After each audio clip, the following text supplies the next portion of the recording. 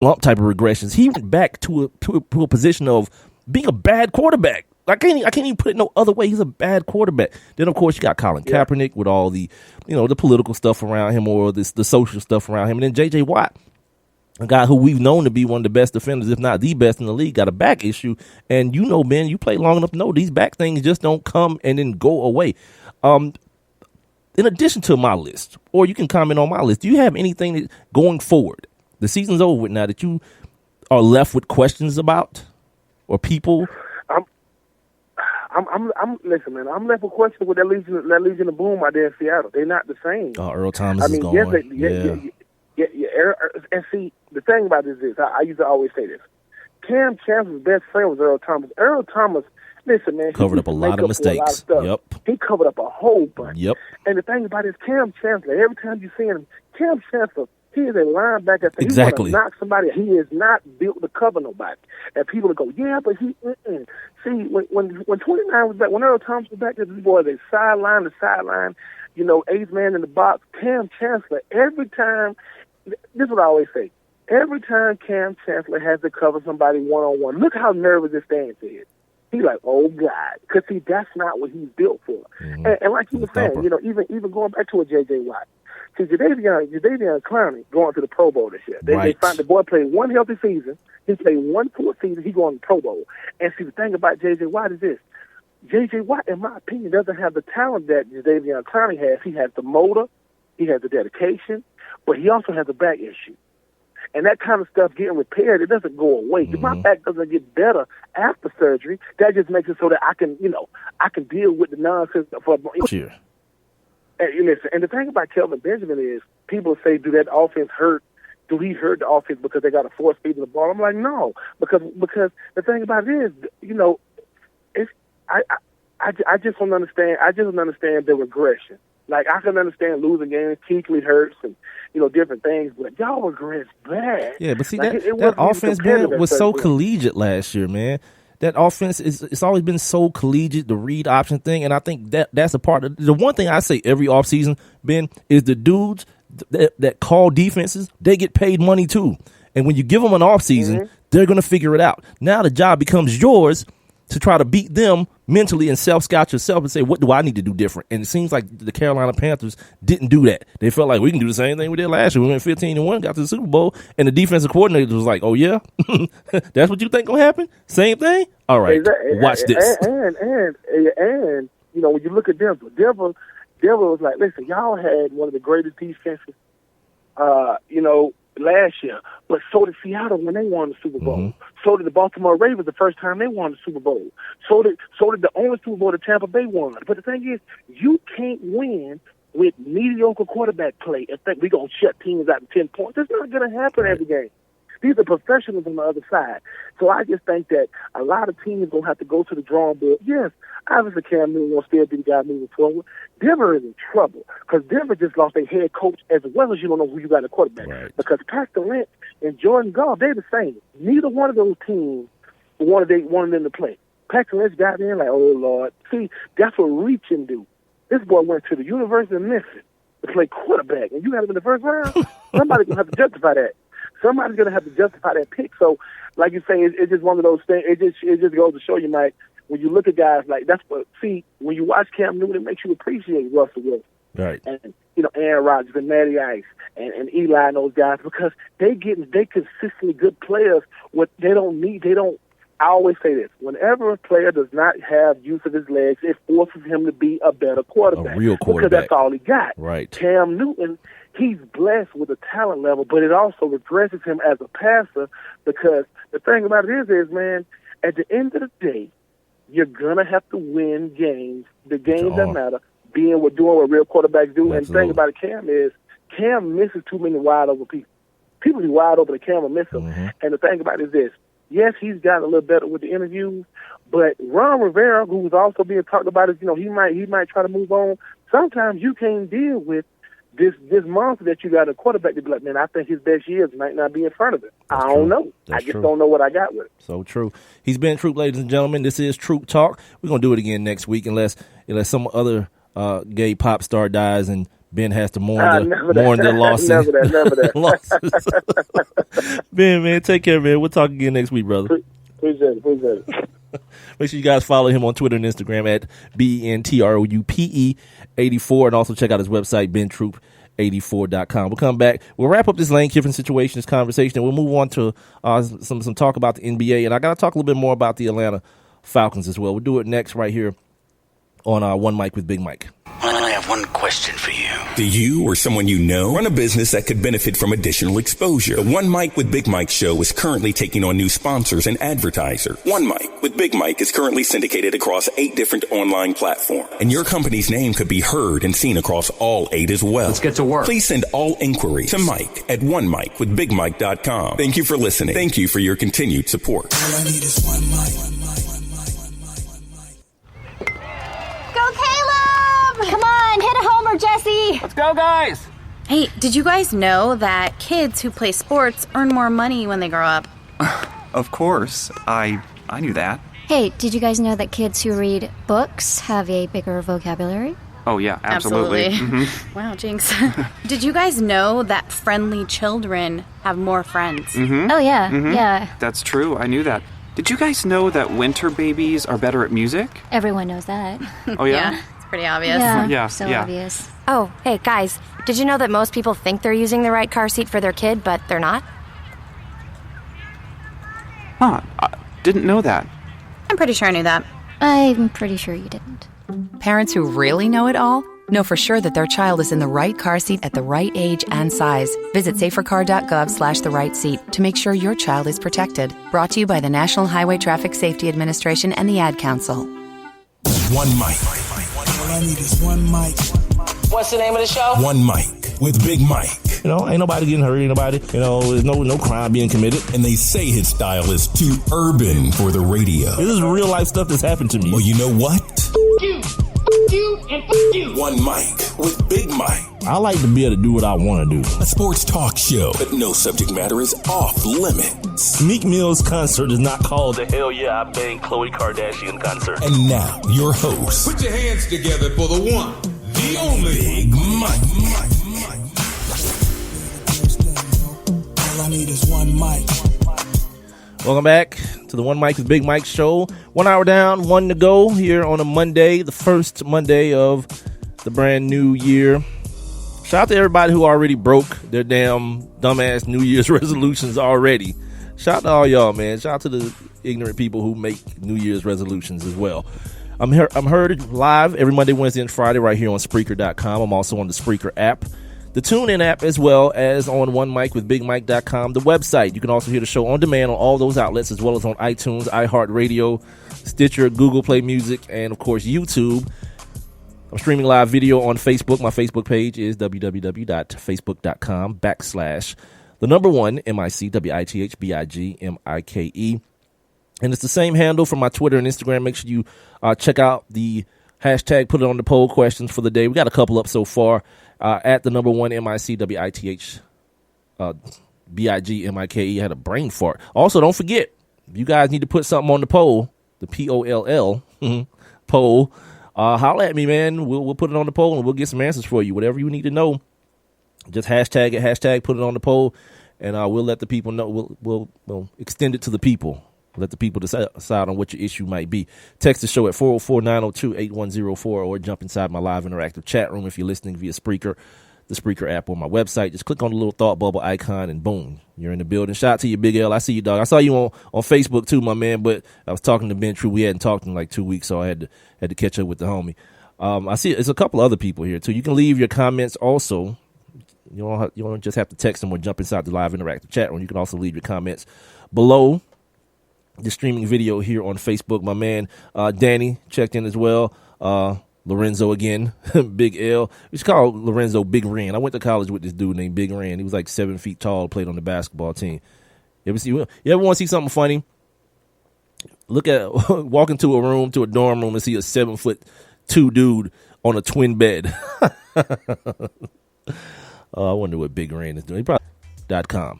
All right. What's going on? My connection is saying reconnecting. On this day in 1961, the first AFL championship game between the Houston Oilers Park football ground at the end of a soccer match in Glasgow, Scotland. It killed 66 people, so that was tragic. On this day in 1972, Elvis Presley, he gave Cassius Clay, his mama called him Clay, I'm going to call him Clay, Muhammad Ali, a $10,000 robe with quote-unquote People's Champion inscribed on it. Ali wore the robe on March 31st, 1973, when he lost to Ken Norton Sr., not the defensive coordinator for the Raiders. That would be Junior. On this day in 1977, Bowie Kuhn suspends Atlanta Braves owner, A-Town, stand the hell up, owner Ted Turner for 1 year due to tampering charges in Gary Matthews' free agency signing. On this day in 1981, Sylvester Clark, he knocks out a spectator with a brick in the West Indies versus Pakistan. Either that's soccer or like cricket or something, but either way, dude, try all that heckling stuff overseas, dude. West Indies versus Pakistan. He hit a dude with a damn brick and knocked his ass out. On this day in 1982, the New York Islanders began a 23 undefeated home streak. That wasn't supposed to be on there anymore.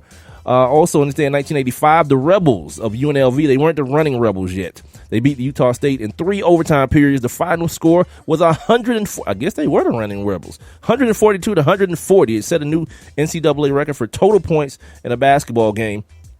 282. The game took over 3 hours to play. Jesus.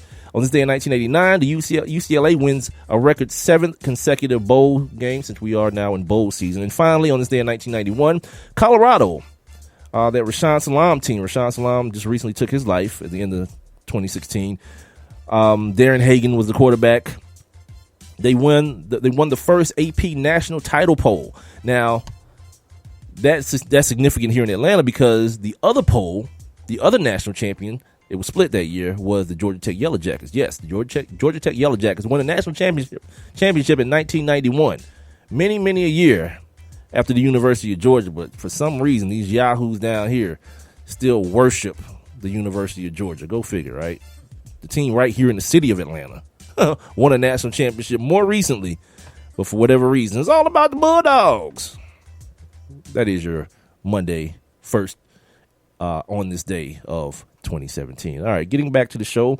It is the One Mike with Big Mike show here on so we were talking before the break, before I started talking to Ben, and we talked about it with Ben too, this whole situation with Lane Kiffin. And I want to just tell you guys and give you guys a rundown of what Lane Kiffin's quote unquote transgressions have been throughout his career. Like, everybody talks about this dude as this untouchable cat. Can't mess with Lane Kiffin, but of course you can mess with Steve Sarkisian, the drunk, right? The uncontrollable drunk at that. I sound like one right there. So I didn't go and look. I meant to a couple of weeks ago, but because of what happened today, other people did the job for me, so I can just report it to you guys. Okay. He was the head coach of the Raiders at like 31, 32 years old, something like that.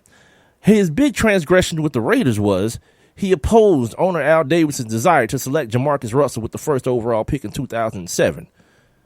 I think history has made Lane a genius for that, right? Yeah. What did Jamarcus Russell do? Was Jamarcus Russell not, in the words of many, a bust? And Lane Kiffin was the one, surprisingly, he was the one with the sense to say, nah, let's not mess with that, Al. And because Al, like a Nick Saban guy, you know, a guy who likes to look down upon people and talk down to people and be the emperor of his empire. And somebody, you know, we already talked about in the first segment, Lane Kiffin's personality, his personality traits. He's not that dude. You know what I mean? Young, brash, good-looking cat. Yeah, he ain't that dude. So Al Davis fired him over the telephone, by the way, just like, hey, Lane. Yeah, who's this? It's Al. What do you want? You're fired. You know what I mean? Like that kind of conversation I could see going on. Then he had a press conference with a damn, what is called an overhead projector, showing people a letter that he wrote to Lane Kiffin, calling him a liar and talking about how he was an embarrassment to the Raiders and all that kind of stuff. Like, until this year, Al been dead for a minute, and the Raiders had still been a joke. You know what I mean? So that, like, to put that on Lane Kiffin, when the only thing I see here is a dude who knew what the hell he was talking about, but no one would listen to him because he was young. Don't draft Jamarcus Russell.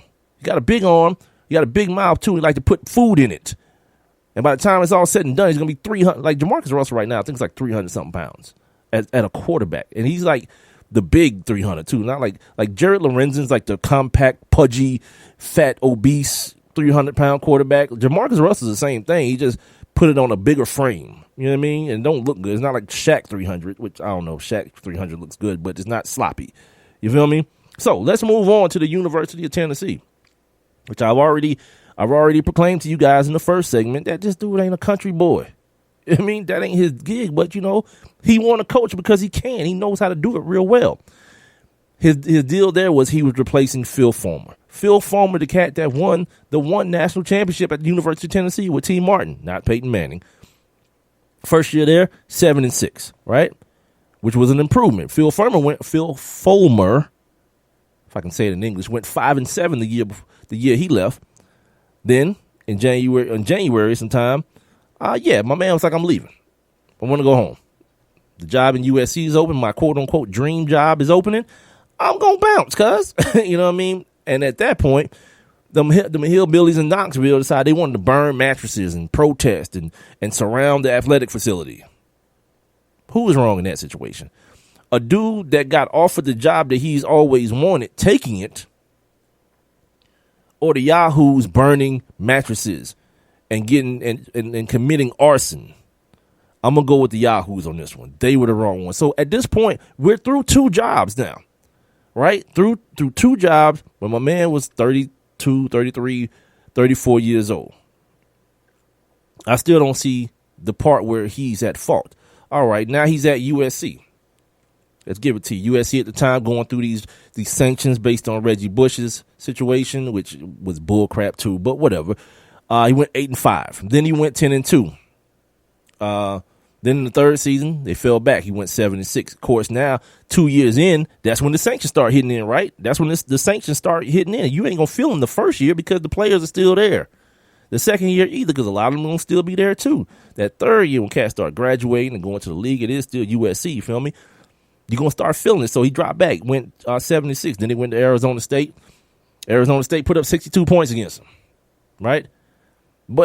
And I remember thinking this at the time, too, when it happened, thinking, like, there's some disrespectful stuff. They flew home to L.A., and in the airport, Pat Hayden fired this dude in the airport. Didn't even let him get back to the facility, sit down and have a meeting like grown men do. Fired this dude at the airport. Now, and if I'm not mistaken, he had to get his own ride. He didn't even get to get on the bus to ride back to the facility. That's disrespect. And again, I don't see where this is a matter of him doing something wrong. He didn't live up to I guess the expectations that were placed upon him. In one situation, you may look at it as him dishing a responsibility in Tennessee. But don't coaches do that every year? Don't they do that every year? My man from Houston did it. Nick Saban's done it a couple times. He talked about it in the soundbite that I ran at the beginning of the show when he left from Michigan State to go to Cleveland, and then Cleveland to go to wherever else, and Miami to go to Alabama. Yeah, Nick Saban's done it a couple times. So I don't see why Lane Kiffin is such a pariah. Is it just because he's not a people person? Yeah, that sounds like horse crap.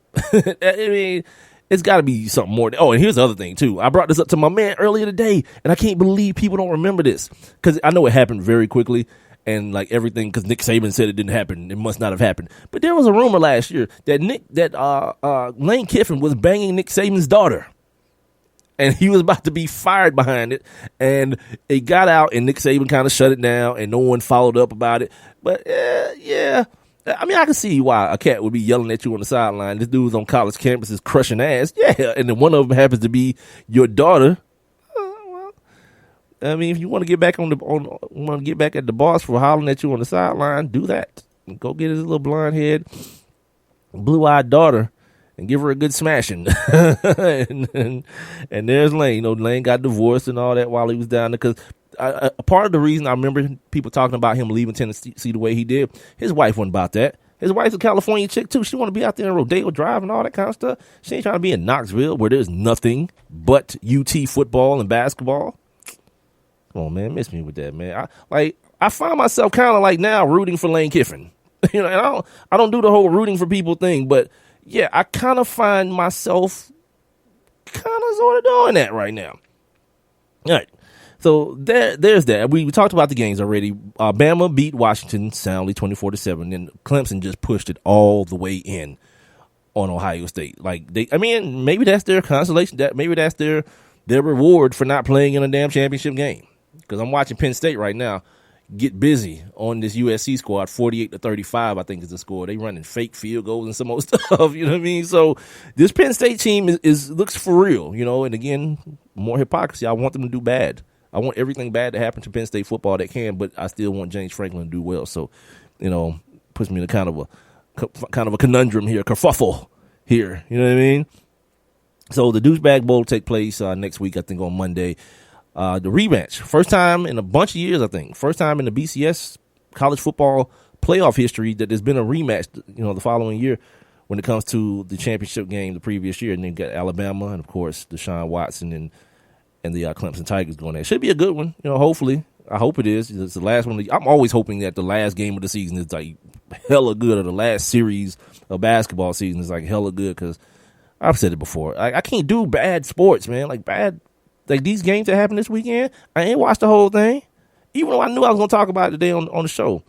Yeah, man, I was on to like Netflix or something like that, or on to something else, man. I was off that for real. Now to the world of the NFL.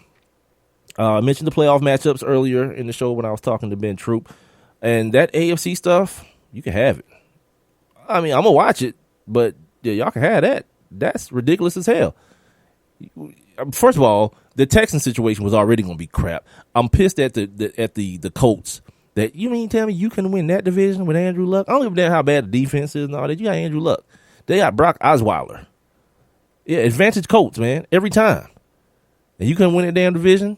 I would have loved to see the Titans. I mean, well, not now, because Marcus Mariota broke his damn leg. So the only viable thing to come out of that division would have been Andrew Luck. And apparently, yeah, he's crap. So, Derek Carr's out too. He got a broken something, ankle, leg, or something. And I don't know. But the NFC side should be good. And for whatever reason, my computer is like really sticky here. And I can't. All right, let me give you guys a schedule real quick, and we'll talk a little bit about, how things are going to play out this weekend. Then we'll move on in the next segment to the NFL talk. And I got to tell you about something that I saw yesterday on 60 Minutes, man. That's like crazy, mad, disturbing. If you guys saw 60 Minutes yesterday, you know what I'm talking about. So we got Oakland and Houston going at it at 4:35 on ESPN and ABC on Saturday. Then you got Detroit and Seattle at 8:15 on Saturday. That's on NBC. Then you got Miami and Pittsburgh on CBS on Sunday. And then finally, the New York Giants and the Green Bay Packers at 4:40 on Fox. Those NFC games, yeah, sign me up. I'm good. I'm cool with those. But you're going to make me watch Matt McCown or whoever this dude is, and Tom Savage or Brock Osweiler. And here, let me say something about Brock Osweiler, too. Everybody was wrong.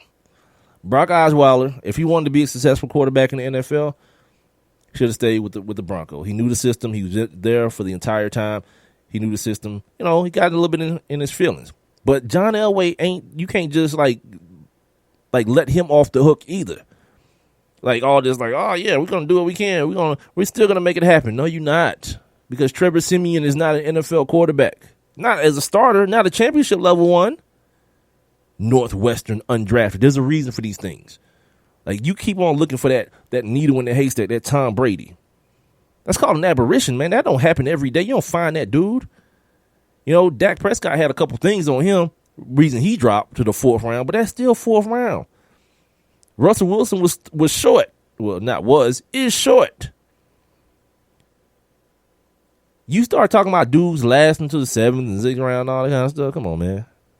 Them days over with. You better get your guy. You better get him, or you're going to be stuck with Trevor Siemian. Brock Osweiler was a 2nd round pick. Big, tall-ass dude. And he's bad. Oh, he's bad at playing NFL quarterback. He's shook. He's like Ronda Rousey, man. He's like, his confidence is totally shook, seems like, and he can't bounce back from it. And then getting benched, that might have been the biggest relief for him. So now we're going to be stuck with Carr's back up. Even if did the Miami Dolphins make it? I think the Miami Dolphins made, didn't it? And then we got like Tannehill's back up. Yeah, the season too long, man. That's why I asked Ben that. The season just too long. Because if at the end of the season, it's about who can survive. Like, whose quarterback can survive? You're going to win an NFL championship. Because Ben Roethlisberger, Tom Brady, and then you got Rodgers and Manning and freaking, Dak. This is his first shot. You know what I mean? Matt ain't never won a playoff game. I don't know. I'm good. I'm a watch, but just know I'm watching under protest. I mentioned the retirements already of Steve Smith and Robert Mathis. Shout out to them dudes. I'm not really big on like that whole like, oh, this person's retiring and talking about that. Remember Steve Smith? A lot of people don't remember this. Steve Smith was like a deep threat guy. He was kind of like the Tavon Austin of the Carolina Panthers, and the main guy was like Moose Muhammad. What was his first name? What the hell is his name? Was it Moose Muhammad? Anyway, he was the main guy, and then Steve Smith he left, went to Chicago, and Steve Smith just matured, man, to this like beast of a wide receiver, like a running back playing wide receiver, man. A lot of fun to watch. And of course, Robert Mathis is the homeboy, McNair High School. He went to school. He was in my old lady's, her sister's class. They went to McNair, so we kind of got a. You know what? I wonder if she know this cat. We can get him on the show. Anyway, thinking out loud. Mentioning to you guys these job openings. There's plenty of damn job openings. Anybody want to be a NFL head coach? Put your application in. They hiring. The Bills hiring. The Broncos going to be looking for somebody. Jags looking for somebody. The Rams looking for somebody. The Chargers, the 49ers. The Colts may be. My man said he don't even know what the hell's going on. The Saints may be trading Sean Payton somewhere. And the Texans are the surprise when Jay Glazer talked about this yesterday, that there's like a little bit of a tug and pull between him and the front office. Apparently they signed Brock Osweiler sight unseen. He didn't even come to the facility. They signed this dude to a contract like over the phone type stuff. And he never met with Bill O'Brien, former Penn State coach. Never met with Bill O'Brien before it happened, and it's caused some sort of a kind of a rift, because at some point during the season, he should have been pulled this dude. He should have been pulled him out the starting lineup, but he's making, or is scheduled to make $73 million on his deal. So it puts the coach in the bind, and the speculation is that my man might understand that all these job openings are out there, and he will be probably, if not the hottest, one of the hottest coaching candidates on the market. So if it's time to leave, it's time to leave. Other candidates, before I take a break here, Anthony Lynn. He's the interim coach up there, interim coaching the Buffalo Bills after Rex Ryan got the boot. I need to correct something too. The other day, the last show we did, I told Rob that they had like co-interim coaches, and Rob Ryan was one. I thought I saw that go across my screen on the ticker, but apparently not. But Anthony Lynn is actually the head coach up there, or the interim head coach, or was the interim head coach at the end of the season. And apparently they like him up there, and all these people who think he's on their list, they may just go ahead and keep him because he satisfies everything. The Rooney Rule, you got to interview a minority. Boom, he's a minority. And then he's already there. So if they just want to give him the job, they don't have to interview anybody else if they like him that much. So he may be your new head coach in Buffalo. The Seattle Seahawks defensive coordinator, it feels like we talk about this every year, right? The defensive coordinator for the Seattle Seahawks always gets a job. And everybody gets disappointed. And, I mean, down here in Atlanta, it's worked out pretty all right. It didn't work out really well in Jacksonville because it's Pete Carroll's defense. I mean, it's his defense, and he just has to have a guy with that title, the coordinator of said defense. His name is Chris Richard, though, so he's on a lot of people's short list. The Arizona Cardinals. I think Harold Goodwin is a brother, too, out there in Arizona, the offense coordinator. But here's another secret. That's Bruce Arians' offense. You know what I mean? So don't. He may be a crazy good candidate. I don't know a lot about coordinators or whatnot, so forgive me for that. Kyle Shanahan, he's on the Denver Broncos list. You don't say. Let's see. My daddy coached there, and the dude who just quit played under my daddy, and we all know the same system. So in the name of continuity, Kyle Shanahan looks to be, somebody who may be a front runner for that Denver Broncos job. Wade Phillips, their defense coordinator, his contract is expiring, so that may be a sticking point too. keeping him on because he's the guy who kind of makes the engine run out there. You know what I mean? It ain't the offense. You keep Wade Phillips on and see, give him what he wants and then keep it moving. And I read too on Pro Football Talk that was may have also been a reason for Gary Kubiak stepping away. Not just his health, the fact that he's loyal to the people he hired, and John Elway wanted some of those offensive staff members either moved or kind of restructured and put in different positions, and Gary Kubiak wasn't trying to hear. And apparently, because they homeboys, it couldn't be like, you fired, dog. Nah, or I quit, dog. It's like my health, I can't do it no more. My passion, blah, blah, blah, blah, blah. And I thought that at the beginning. Like, when he hired his man, I was like, damn, do you realize, dude, at some point you're going to have to fire your man, too? Like, that's a crazy situation, but, they white. And everybody I'm talking about is either about to get paid. All these people who got fired, they still getting paid. Like, Chip Kelly, he just started coaching there.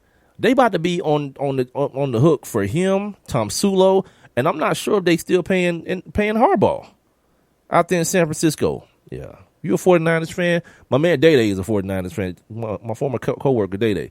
Yeah, ENF enjoy that situation. Josh McDaniels, of course, is another hot one up there in New England. People have speculated that he may be waiting on the old man to just bow out so he can take that job. But, time's a wasting. He had his shot in Denver, drafted Tim Tebow in the first round.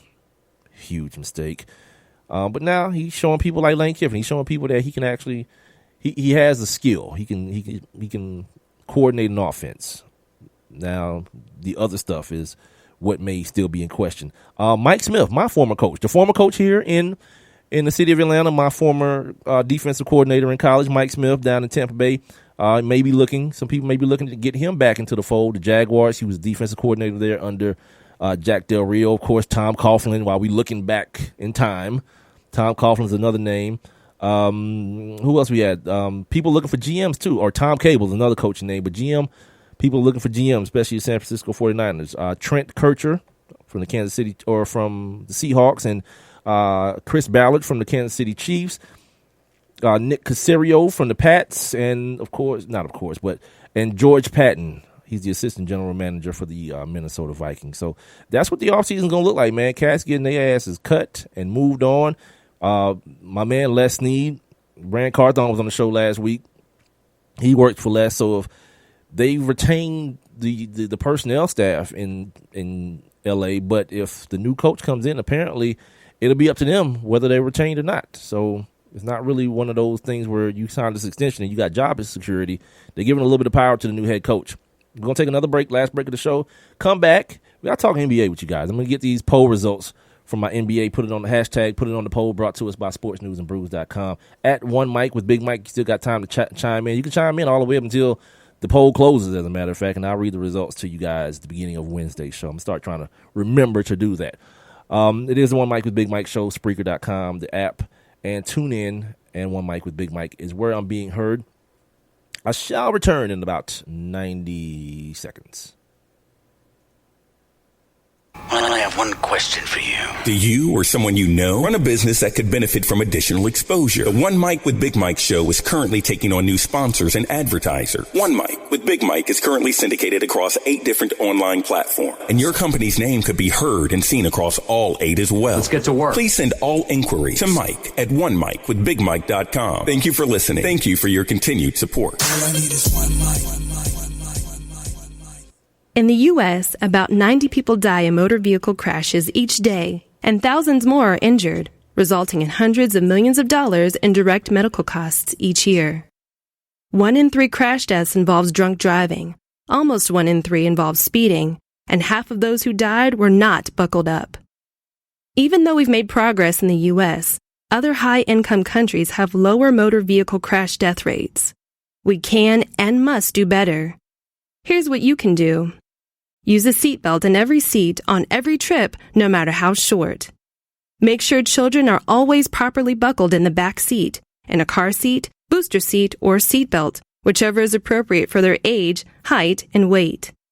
Never drive while impaired by alcohol or drugs, and help others do the same. Obey speed limits, and drive without distractions. To learn more, visit cdc.gov/vital signs. And now back to One Mic with Big Mike. And here we go.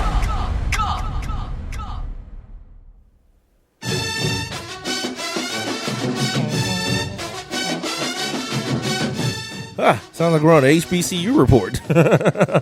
Shout out to my man Rob Calloway, man. Catch his show every Saturday morning at 8 o'clock. I think this is the song he plays. It's some sort of band song he plays on his show. I think it's this one. This gonna be rocking too. Shout out to them young ones. DMX, Lil Flip was on this joint too. It is the One Mic with Big Mike show. Last segment of the first show of the brand new year. Once again, shout out to everybody who's already given up and backslidden on those damn dumbass New Year's resolutions.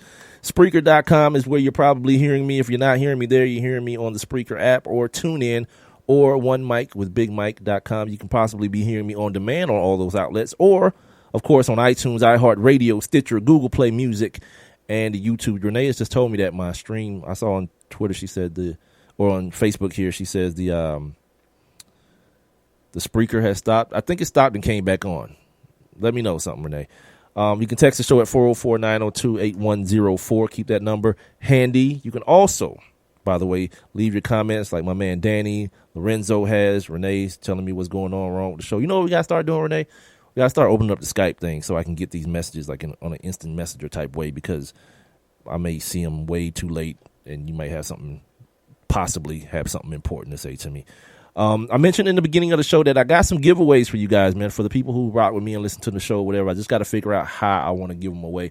But these hats that I wear, I can't see any around here anywhere, but one is on my head. This is mine, though. This is a 101 right now. I got to get some more of these made. But like just the regular, new era fitted or snapback hats, I got some for you guys. And once I figure out a way to give them away, we'll do that at some point this month, waiting on my interns to come through. I got a couple guys that we're interested in doing some intern work with the show. So we're going to get this thing popping in the new year, man, and try to, grow it a little bit bigger and, in these little incremental steps that we taking. Ain't nobody really trying to do the whole blow up thing immediately. Just try to, little bit by little bit. That's how a good house is built. You know what I mean? Little bit by little bit. You know what I wanted to talk to you guys about? Let me get to this NBA thing real quick. Because last week, another dude that does this, dude named Maceo, he commented on Facebook. I forget what he was talking about. Maybe like the rules or something. Maybe it was after that Christmas Day game when the tech wasn't called on LeBron and the foul wasn't called on Richard Jefferson. He was like, that's why nobody don't watch the NBA until the postseason. And I was like, who don't? That's ridiculous. Why wouldn't you? It's like now, NBA is awesome right now. Renee, do we have any poll results from that question of the day, or not question, that hashtag, put it on the poll, brought to us by sportsnewsandbrews.com. The NBA question, the question that I'm asking you guys, I saw a couple of people answer on Facebook. One guy was like, yeah, dude, I watched it at the very beginning and we almost at the All-Star break. Like, cats need to catch up. You damn right they do. Yeah, man, the NBA is hot. Like, even if I don't catch all the games, dude, I'm trying to turn on NBA TV at night to catch up on everything to see what happened. Like stuff like this is happening. Where did I put that stuff? Because I want to get it right. James Harden. This dude accounted for 97 of his team's points with 53 points, 17 assists, and 16 rebounds. Ladies and gentlemen, that is what's known in the basketball world as a triple-double. This is after a night where my man went 30, 13, 10, and then threw in 5 steals real quick. Just to put that cherry on the top. 5 steals. Like, the NBA is in what I call a renaissance. Let's not even talk about Russell Westbrook. This dude getting triple doubles in the first half now. It's getting to be ridiculous with him. But the NBA is in what I call a renaissance. For all you people who love to talk about 80s basketball and 90s basketball, like, understand what you're looking at right now. Like, cats is there's something to be said about every team in the NFL. Do you see what's going on in Toronto of all places? Toronto, cuz Kyle Lowry, DeMar DeRozan hit for 41 the other night. Y'all gotta come on, man. I know, especially in my city, I know here Falcons doing their thing and everybody's rising up and everybody's caught up in their thing. Cool, man. But I mean, you guys got the ability to walk and chew bubble gum at the same time. Just keep up, man. My man Barrett Matthews on Facebook says he's who I was talking about earlier. He said he already has. The All-Star game comes up shortly after the Super Bowl, so you have a week or two to catch up before the All-Star game. Cordero Negus Williams, he starts watching basketball at the start of the NFL players. I'm sorry. Go Hawks. And Peter Quill, my man, my mellow. Peter Quill says whenever. I don't know what that means. It's just whenever for my man. So, yeah, man. And as far as the Atlanta Hawks go, let me wrap my last point up. Every team, think about it. You can watch Sacramento Kings basketball, and really, you get to watch Boogie Cousins, the best big man in the league by far. You know, the most skilled guy at that center position in the league, and maybe that we've ever seen in the league. And I'm not being hyperbolic. Boogie is pulling up for threes in transition and hitting them. I think he was 5 for 5 the other night on threes. He's 7'1". Yeah, it's real. There's the 76ers. You can watch that squad. Joel Embiid's out there. The kid Simmons is supposed to be coming back. The Orlando squad is nice. Kemba Walker's up there in Charlotte. All these teams that at one point was like, oh, man, I don't want to see this crap. Yeah, man, it's some good basketball players in the league. And it's like it reminds me of that time where you could look at every team and you saw a dude, Mark Aguirre playing for Dallas, Alex English playing with somebody. You got a dude that's a real dude. Dominique Wilkins playing for the Atlanta Hawks. You know what I mean? A real dude on a basketball team. And for cats to be like, I'm not watching because football is on. Like, let's keep it real. We've talked about on this show the football ratings, and these playoff ratings. Oh my gosh, they're gonna tell a story. You MFers got to watch Matt McGowan and Alex Smith and Brock Osweiler and these bums play quarterback. Yeah, these ratings gonna tell a story, man. And I don't think it's gonna be one with, you know what I mean, with a happy ending. Oh, that's what happened. You guys have been saying stuff in the chat room, and for whatever reason, it hadn't been scrolling. Oh, man. Alabama's going to miss Lane Kiffin, I guess. Yeah, Big L saying that LSU is no joke on defense. Damn right they ain't. It just looks different sometimes. You see dudes, he's talking about my comments on Lamar Jackson and whatnot. So, yeah, the put it on the poll, hashtag put it on the poll question was like, when do you start watching basketball? You start at the beginning of the season? You start on Christmas Day? Playoffs, or do you just not watch it all? I'm still waiting on Renee to hook me up with the results of the poll question so far. Let's talk Atlanta Hawks real quick for my people here in the A.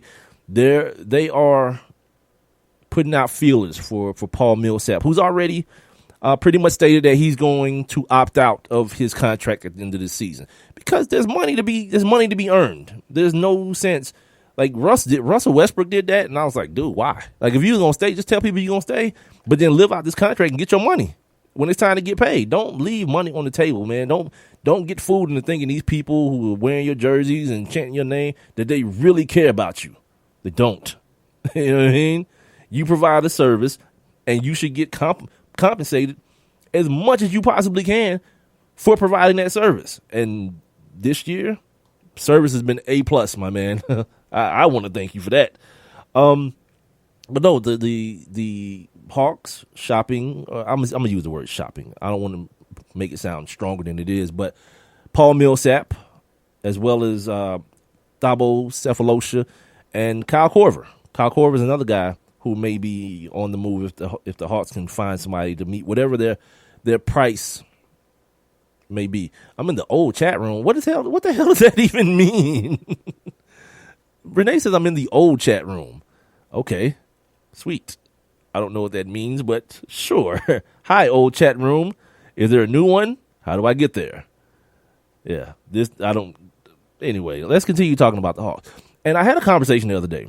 I had two conversations. I had a conversation with my man, Rob Calloway, and my man, Matt. Matt sometimes is listening to the show, and he's in the chat room. We were talking about the Hawks.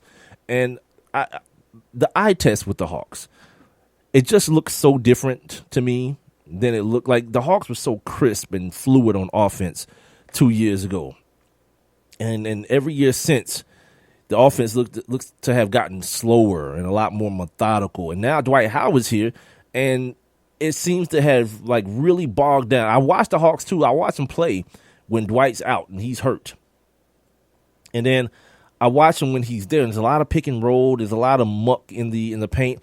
And how I described it to Matt, it's almost like watching the Clippers play without Blake Griffin. Now, Blake Griffin is an awesome basketball player, but it's just that combination of like he and DeAndre down in the paint. It's the same reason that what's the kid's name? Joel Embiid. Not Joel Embiid. I'm sorry. Nerlens Noel got benched in Philadelphia because you can't play him and Okafor and Joel Embiid together. It's just too compact in that little bitty space in the paint. So somebody got to go. They got to try to find somebody to take one of these bigs off of their hands. And it's kind of like that same dynamic here. It's like it's not enough room to work and drive and kick and get these open jump shots that we've been accustomed to seeing the Atlanta Hawks get. So the aftermath of going out and getting a Dwight Howard and letting a guy like Al Horford go in this new NBA where everything is about spacing and spreading the floor and getting either layups or threes or free throws.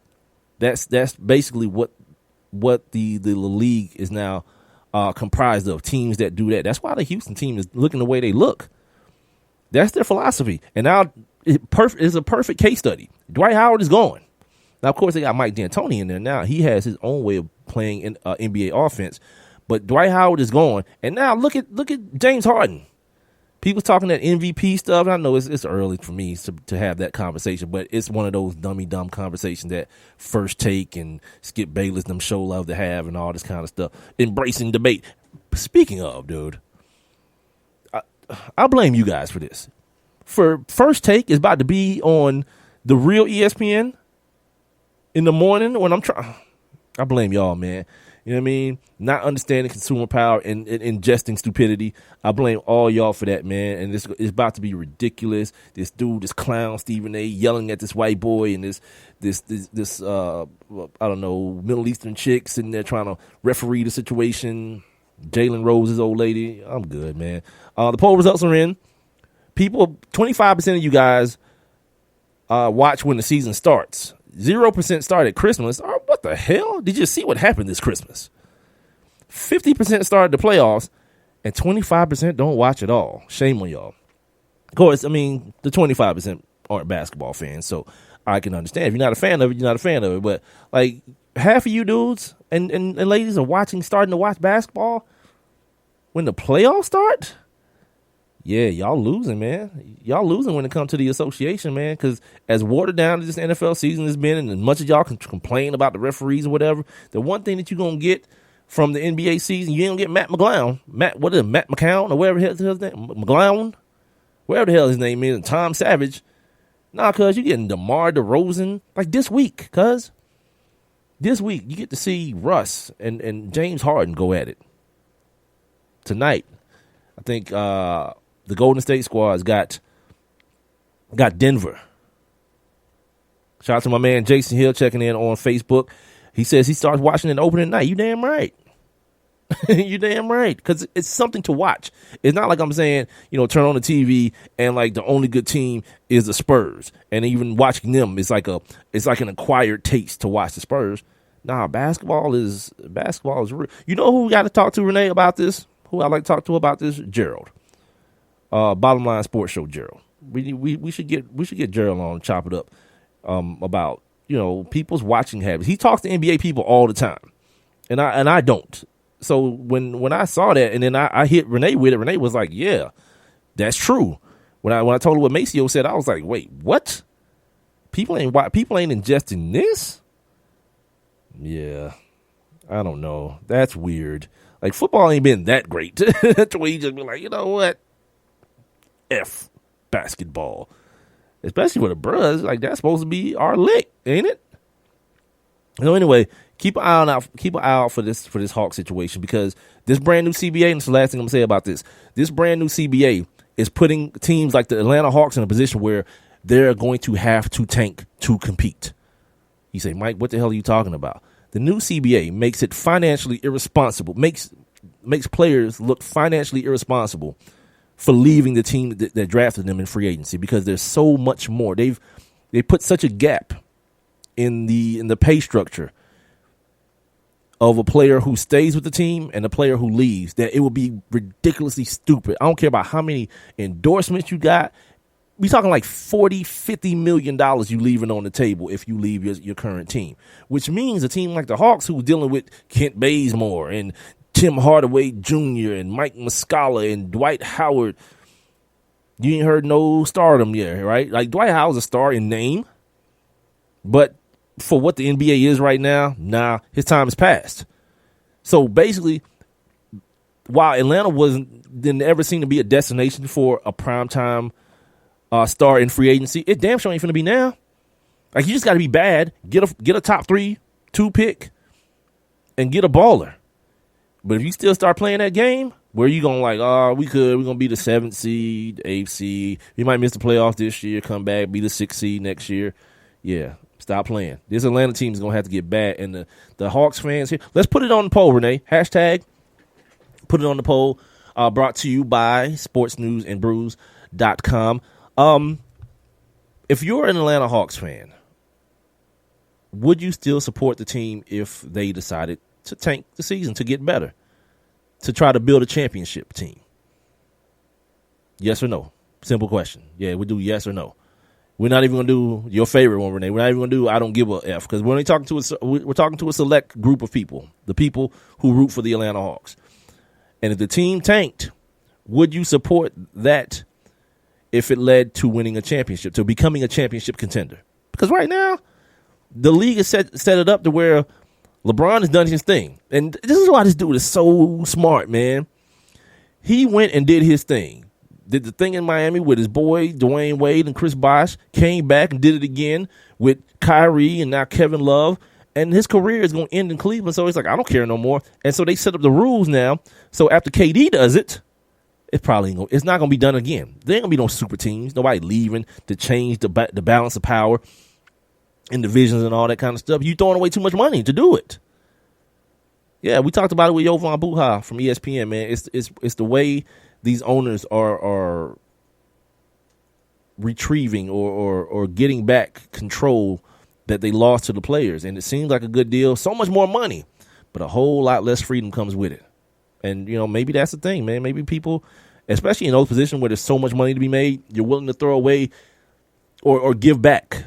You're willing to give back freedom for financial compensation, freedom in the workplace for financial compensation, where I don't believe there should be a situation where you don't have both.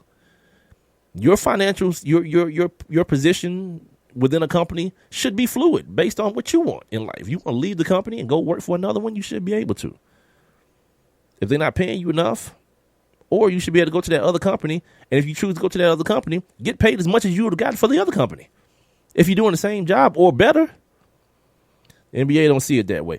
Before I go, man, I want to talk to you guys about something serious, man, that seems serious to me. All day today, my old lady was off work today, so while I'm doing my thing at the house, I can hear what she's watching on television, and she's watching, I don't know, MSNBC or CNN or one of those news channels all day today. She works for the government now, so that's her new thing. She wants to keep up with everything. Anyway, but it seems to be this thing now. I mean, since the year has ended, they've now calculated how violent of a year the city of Chicago had. And I'm watching 60 Minutes yesterday or last night, and one of the, I don't get appalled a lot about things, but this kind of got me. The fact that, I don't know how many of you guys know this, so I'm telling you now, that without saying it, the police have kind of given up in Chicago.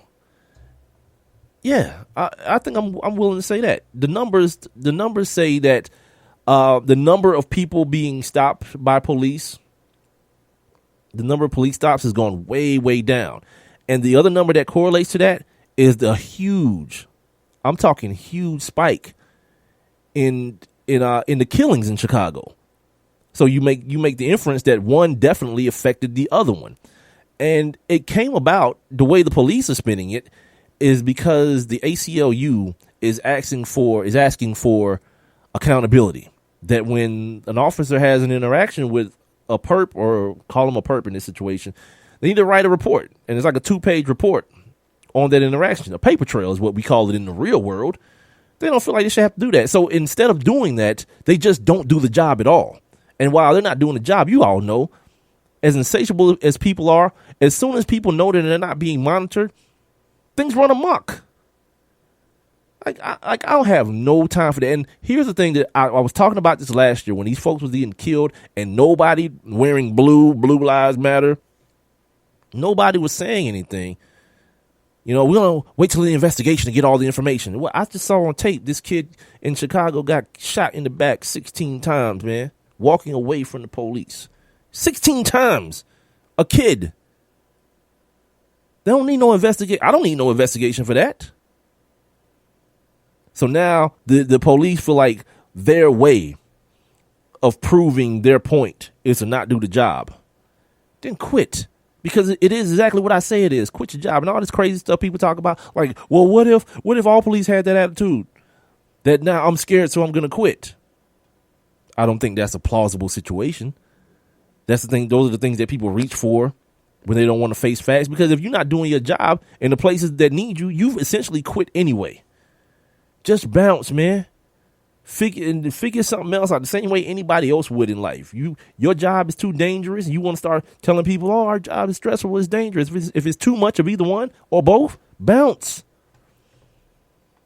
Or do something to clean it up. This black dude was on there. He used to be he worked for the police department in Chicago for like 20-something years, right?